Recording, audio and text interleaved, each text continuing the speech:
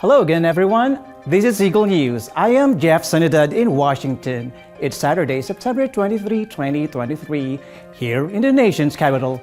The week's recap begins with the United Nations General Assembly, where world leaders commit to amplifying and accelerating efforts in reaching the Sustainable Development Goals by 2030. In New York, Joanne Soriano has the story. In a momentous gathering at the Sustainable Development Goals, or SDGs Summit here in New York, world leaders collectively commit to amplifying their endeavors to attain the SDGs, a global roadmap aimed at guiding humanity out of crises by 2030.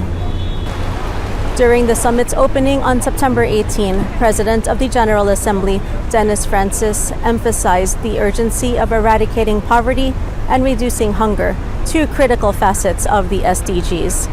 Despite commitments to eradicate poverty and to reduce hunger being at the core of this agenda, alarmingly, 1.2 billion people were still living in multidimensional poverty as of 2022. It is estimated that approximately 8% of global population, or 680 million people, will still be facing hunger in 2030. Can we accept these numbers? Or, because they make us uncomfortable, should we pretend they do not exist and carry on with business as usual? Surely we cannot. UN Secretary General Antonio Guterres joined the discourse at the summit. Guterres highlights that the SDGs embody the hopes, dreams, rights, and expectations of people worldwide. And they provide the surest path to living up to our obligations and the Universal Declaration of Human Rights, now in its 75th year. Yet today, only 15% of the targets are on track, and many are going in reverse. Instead of leaving no one behind, we risk leaving the SDGs behind. In a special event known as the Halftime Show, musical guests and speakers converge to ignite inspiration and envision the attainment of the SDGs. Actor and UNICEF Goodwill Ambassador Orlando Bloom delivers a powerful message centered on the significance of children's rights, dreams, and futures within the context of the SDGs. Children are the foundation of our future, and to secure this future, we need to make sure that all children, everywhere, both survive and thrive. This is the promise of the SDGs. At its very core, it means providing protection, healthcare, and quality education for every child, everywhere. We could face a generational catastrophe if we don't intensify our efforts to the end and learn about leaving this crisis behind us. Let's go into the second half of 2023 agenda with renewed energy, collaboration, determination, and let us never forget that children's rights, children's dreams, and children's futures are at the very heart of the Sustainable Development Goals. Let's use the goals to make the future fantastic for every child.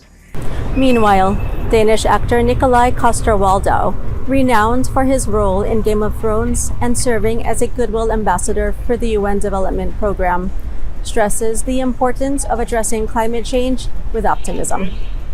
Everybody knows on this planet that we're facing massive challenges. And I think there's a danger if we're constantly talking about the fear, that we install fear in people, that we're doomed, that the clock is ticking out, that we have reached the tipping point, that there's no going back. I mean, that is the fear kind of, to me, when I'm afraid, I almost feel paralyzed. It doesn't install the will to act. We're not gonna mess this up. There are solutions, we will implement them. There is hope. And because I find that it's, if you get the impression that all hope is out, that there's no solution, that we can't solve this, then why bother? Exactly. And I think we need to bother. Coster-Waldau will soon embark on a journey around the world for an upcoming documentary series entitled An Optimist's Guide to the Planet. It is set to premiere next year on Bloomberg Originals. The series will explore various potential solutions to environmental challenges, offering insights into optimism and action in the face of climate change. Joanne Soriano, New York, Eagle News. We live in extraordinary times. In related news, President Joe Biden tackles pressing issues as he addresses fellow world leaders at the United Nations General Assembly. Rosel Feria tells us more. In a recent address to the General Assembly on September 19th, President Joe Biden unequivocally placed the responsibility for the conflict in Ukraine squarely on Russia's shoulders. During his speech at the General Assembly's general debate, President Biden reasserted the country's unwavering commitment alongside its global allies and partners to stand firmly by Ukraine's people as they defend their sovereignty, territorial integrity, and their cherished freedom. We strongly support Ukraine in its efforts to bring about a diplomatic resolution that delivers just and lasting peace. But Russia alone bears responsibility for this war. Russia alone has the power to end this war immediately. And it's Russia alone that stands in the way of peace, because Russia's price for peace is Ukraine's capitulation, Ukraine's territory, and Ukraine's children. We have to stand up to this naked aggression today and deter other would-be aggressors tomorrow. That's why the United States, together with our allies and partners around the world, will continue to stand with the brave people of Ukraine as they defend their sovereignty and territorial integrity and their freedom. In his address, the U.S. President emphasized the importance of cooperation and partnership as the linchpins of progress. He highlighted the common challenges faced by nations worldwide. He referred to these as the fundamental building blocks of responsible global leadership. As President of the United States, I understand the duty my country has to lead in this critical moment, to work with countries in every region, linking them in common cause, to join together with partners who share a common vision of the future of the world, where our children do not go hungry and everyone has access to quality health care, where workers are empowered and our environment is protected, where entrepreneurs and innovators everywhere can access opportunity everywhere, where conflicts are resolved peacefully and countries can chart their own course. The United States seeks a more secure, more prosperous, more equitable world for all people, because we know our future is bound to yours. Let me repeat that again. We know our future is bound to yours. On the matter of China, President Biden adopted a clear and consistent stance, stating this. When it comes to China, I want to be clear and consistent. We seek to responsibly manage the competition between our countries so it does not tip into conflict.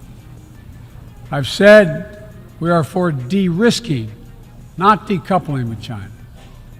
We will push back on aggression and intimidation and defend the rules of the road, from freedom of navigation to overflight to level economic playing field that have helped safeguard security and prosperity for decades. But we also stand ready to work together with China on issues where progress hinges on our common efforts.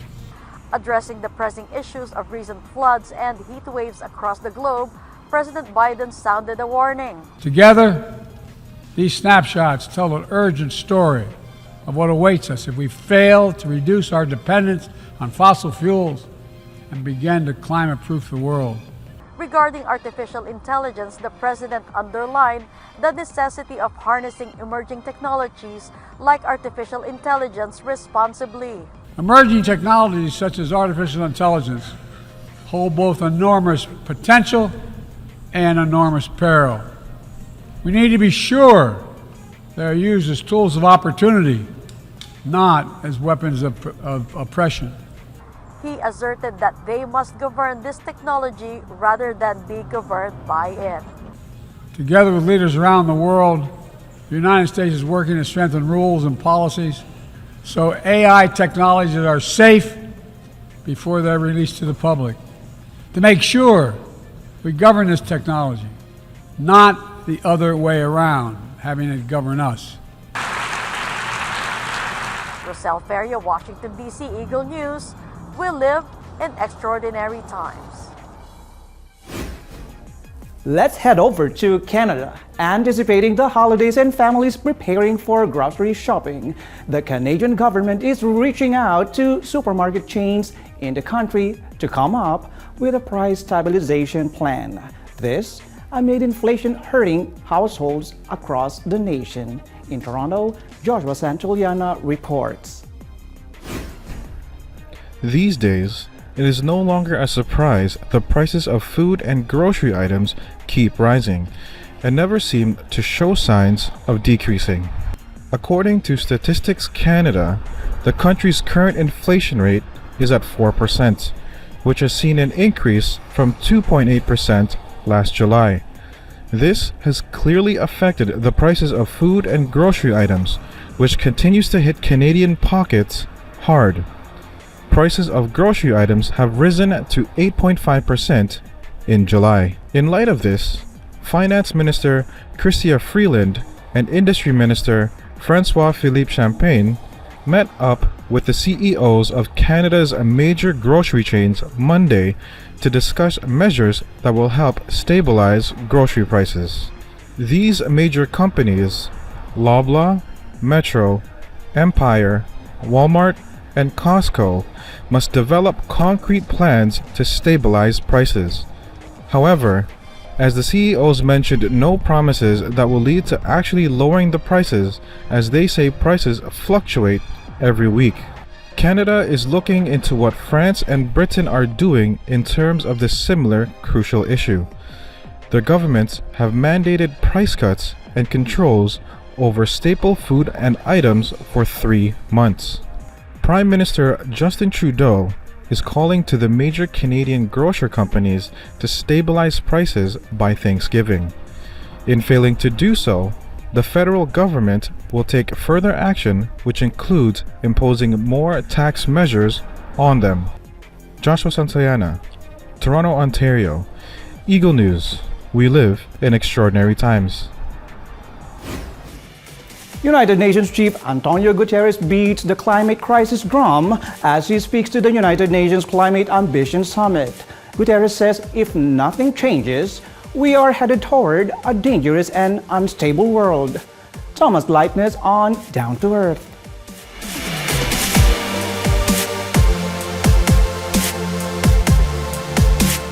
Humanity has opened the gates of hell.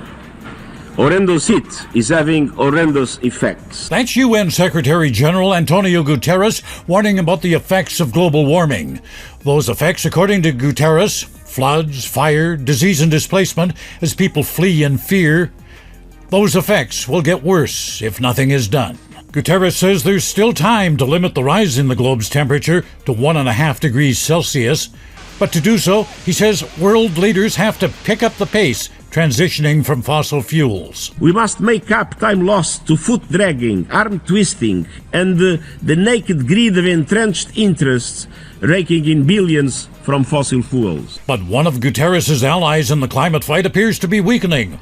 With an election on the horizon next year, British Prime Minister Rishi Sunak is softening his climate policies. We'll now have a more pragmatic, proportionate and realistic approach that eases the burdens on families. As part of the new approach, Sunak is backtracking on a commitment to ban the sale of new gas and diesel cars by 2035. He's also scaling back energy efficiency targets for rental properties. People on the streets of London are not impressed. I think it's really devastating and incredibly disappointing because there's no point in anything if the planet is dying. I think he probably looks at it and thinks, look, I've lost the Green vote, and he's just trying somehow to hold on any shred of power. Back at the United Nations, Guterres continues to preach to the choir. We can still build a world of clean air, green jobs, and affordable clean power for all. But the summit will not hear from the world's two biggest polluters, the United States and China. They have not been invited to speak. Thomas I. Leitner, Eagle News. We live in extraordinary times. In other news, the U.S. Federal Reserve's decision to hold interest rates this week triggers a flurry of market activity. Our New York correspondent Bobby Soriano reports on the impact of that decision. Here's Mind Your Business.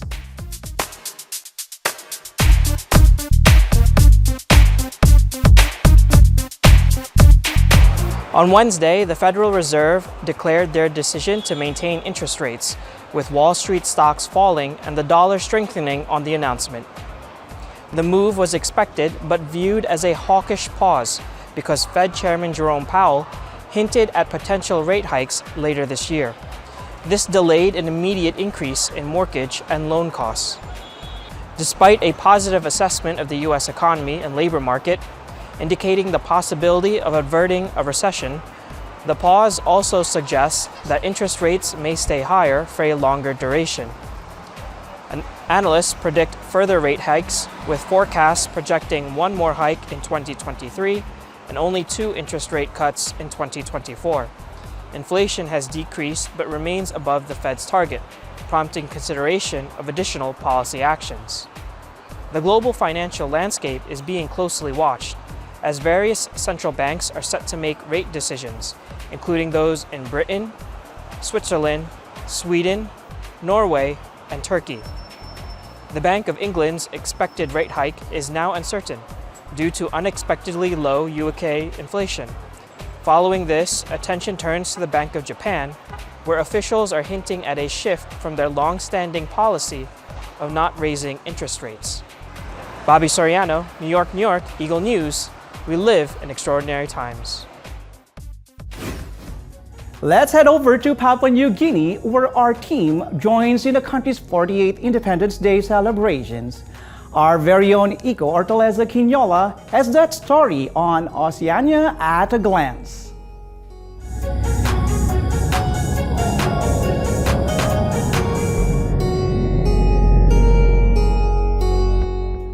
Today is the 48th Independence Day of Papua New Guinea. Growing up here gives me the opportunity to call it my second home. I can speak and understand the language, but more importantly, I have learned the culture and I am able to join the people here today in celebrating the nation's independence from Australia. The country is dolled up with red, black, and yellow colors. These signify the country's birth as an independent nation. Traditional regalia and cultural shows representing each district and diverse people fill the atmosphere with energy and happiness. The 4-day celebration here in the National Capital District manifests with fabulous activities from various school programs to a unity walk to a national independence parade. I'm proud today to be a Papua New Guinea. Let's celebrate this 48 years of our country's journey.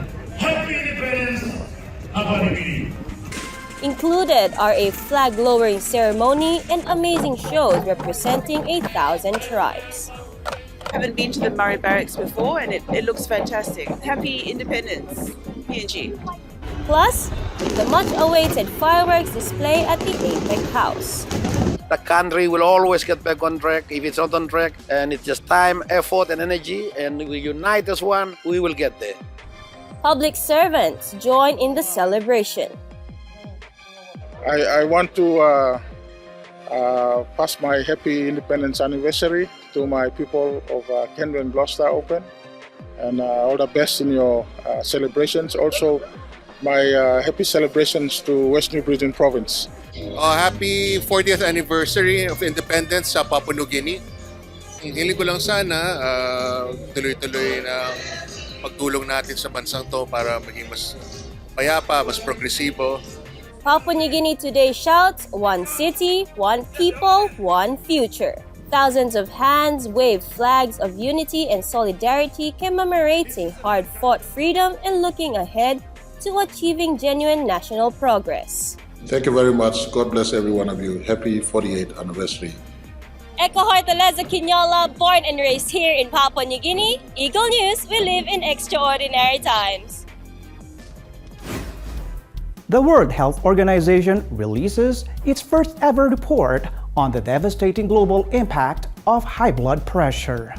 The health organization also gives recommendations on ways to win the race against what is described as the silent killer. Rosel Feria tells us more on Health is Wealth.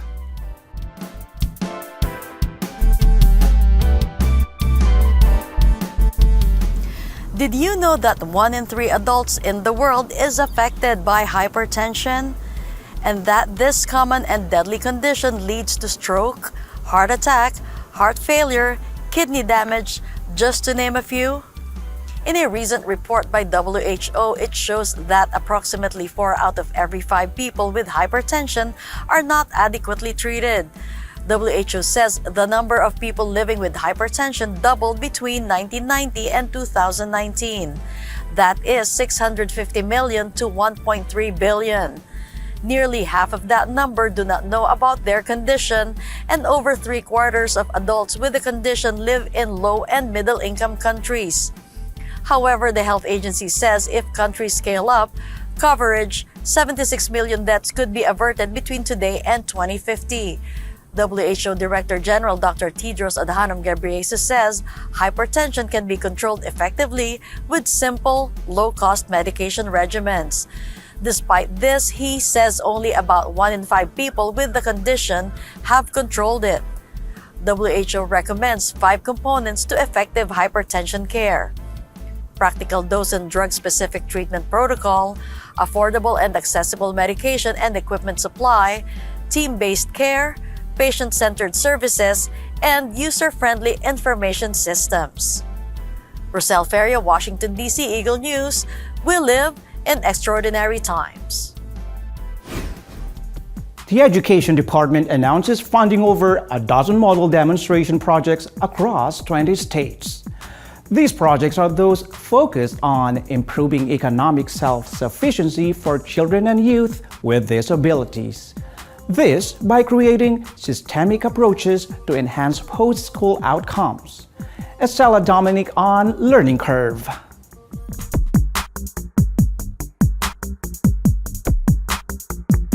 $199 million in funding will be granted to 20 innovative model demonstration projects to help individuals with disabilities seamlessly transition to life after high school.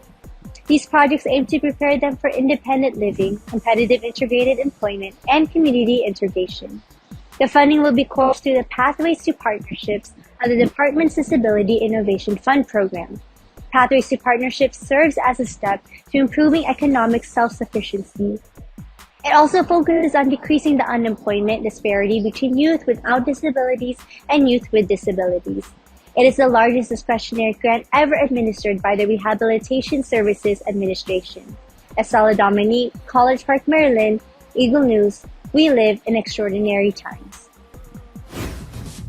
Extraordinary stories from Thomas I Likeness today, from melodies sung by Bowhead whales to Paraguayan bottle dancers trying to set a new world record, to the time-consuming lazy Olympics. All these and more on Correspondent at Large.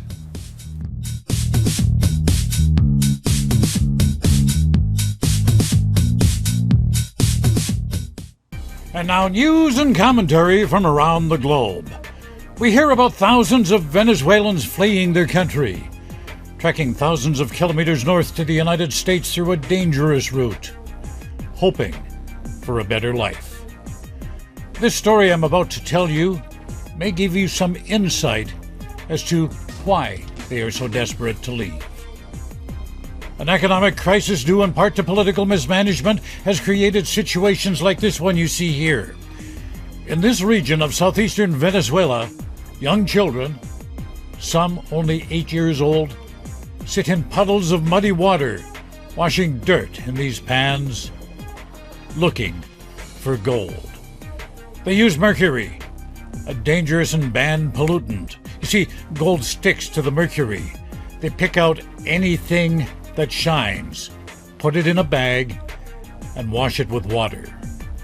Other children, because of their small size, shimmy into narrow wells to hack out muddy earth, hoping it contains gold nuggets. These kids have never been inside a classroom. They can't read, can't write, but they know how to find gold. They're forced by their parents to prospect for the precious metal. It's the only livelihood the family has. About 1,000 children toil in the region's illegal mines. Not only are these children deprived of an education, a future, they are sentenced to a life of health problems because of the dangers of this work and their exposure to mercury. And this, my friends, is just one example of why people are so desperate to leave Venezuela. Let's lighten it up a bit with this yarn of karaoke on the high seas and the vocalists, bowhead whales. This is some drone footage of these ocean giants. Bowhead whales croon from late fall to early spring throughout the long, cold, dark winter in the Arctic where they live. Scientists say these sea mammals have a wide repertoire of ditties. They've counted some 184 distinct melodies, and these aren't mating calls. Researchers say these are complex musical phrases that are not genetically hardwired. They must be learned. And apparently bowhead whales improvise new tunes all the time. Each season has a new set of songs. Researchers are still trying to unravel that mystery. By the way, only a handful of mammals, some bats, and a family of apes called gibbons vocalize. The only other whale that sings elaborate songs is the humpback. A couple of world's record stories now. This first one I like. Should be more of this around the world. In the French city of Lille, as part of World Cleanup Day, volunteers are attempting to beat the world record for collecting cigarette butts. They have to surpass 1.26 million of them. One of the organizers say the butts are the most polluting waste in the city's streets and parks. He says one butt means 500 liters of polluted water. No word yet on whether they beat the record. I look forward to the day, though, when there won't be any more cigarette butts to pick up. And in Paraguay, these folks have been recognized by a Guinness rival, the European-based Official World Record Association. These women are performing a traditional folk dance called the bottle dance. They balance glass bottles on their heads, and in this record-setting performance, 580 dancers balanced 2,200 bottles at the same time. This took place last week in Asunción, Paraguay. And this is just plain weird. The Lazy Olympics. Still going on in the village of Bresna. It's in Montenegro. Not exactly a spectator sport. It's kind of like watching paint dry. The 4 finalists are competing for a prize of 1,000 euros. It goes to the person who stays laying down the longest. Now, they've been at it for more than 800 hours now. That's more than a month. Sitting and standing results in immediate elimination. Contestants can use their mobile phones, read books, and receive visitors. They're allowed to take a 15-minute break every 8 hours. 21 people originally entered the competition. Time for a rest now, but I'll be back in 7 days. And in the meantime, I wish you all peace, joy, and happiness in the ensuing week. Thomas I. Likeness, Correspondent at Large, Eagle News. We live in extraordinary times. Months before the annual Tournament of Roses parade, the search for a new royal court and queen takes place. Hundreds of young women pursue the opportunity to not only ride the royal float on New Year's Day, but also to serve as a Rose Parade ambassador for the cities in Greater Los Angeles region. In Pasadena, California, Alan and Eva with the story. The search for next year's Tournament of Roses Queen and Royal Court has begun, with a series of interview sessions spread out throughout the month. What's at stake is a $7,500 educational scholarship for each young lady that is selected, as well as the prestige and responsibility that goes along with being a Tournament of Roses ambassador for the city of Pasadena and the major metropolitans of Los Angeles. So this is a 105-year of history of picking a court to represent the association. And we started out very long time ago trying to find those representatives that can be in the community, doing community service, doing the things that a royal court would do. So when you're coming in to try out, the very first thing you do is stand in front of the committee for 15 seconds and tell us why you want to be a part of the court. And you're going to be nervous. And it's a great experience because that nervousness, if you overcome it, you're going to keep overcoming it. And as you advance through the rounds, by the time you get to the end, it should be old hat. It's a celebration. We want to involve the community, a large part of the community. And the more people that can come to things like this and the more organizations that are involved with us, the greater our reach, the greater the celebration, and the greater involvement of our community, which is very important for us. The tournament is a very large organization, but it's got a big tent for everyone to partake and participate. So that's what you see today.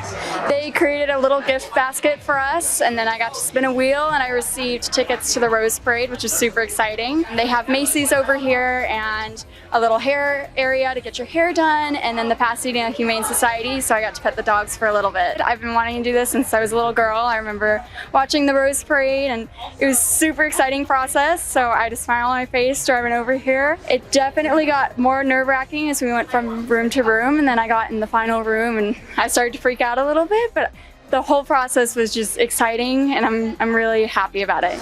I think before I was definitely nervous.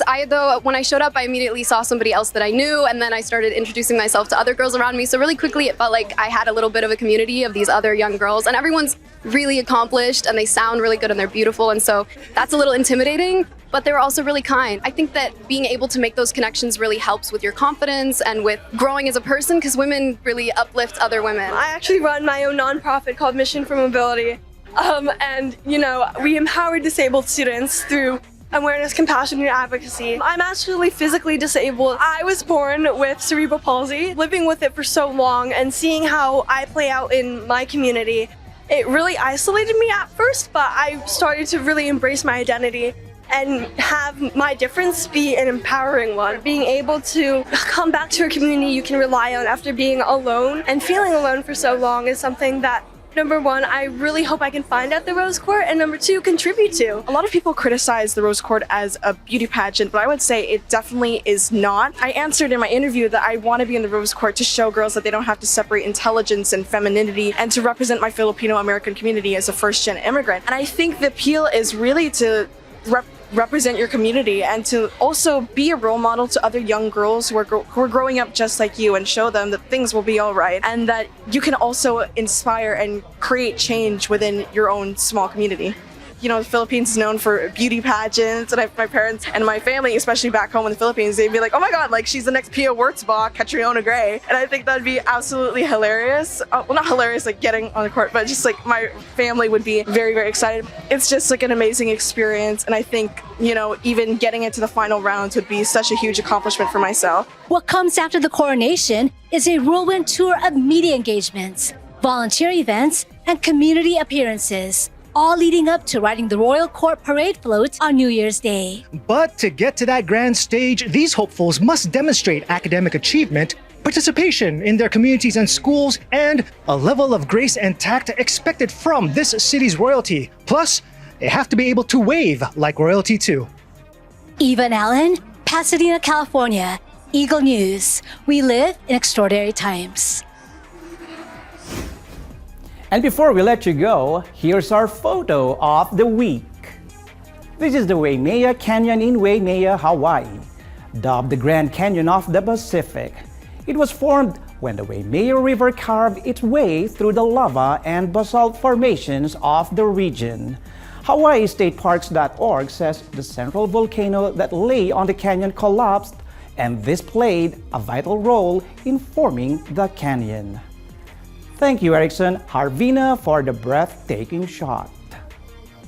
Thank you all for joining us again. If there are stories or topics you want us to share with you, just comment below. Follow us on YouTube, Facebook, and X at Eagle News Live. I am Jeff Sanidad. We live in extraordinary times. Stay happy and healthy, everyone.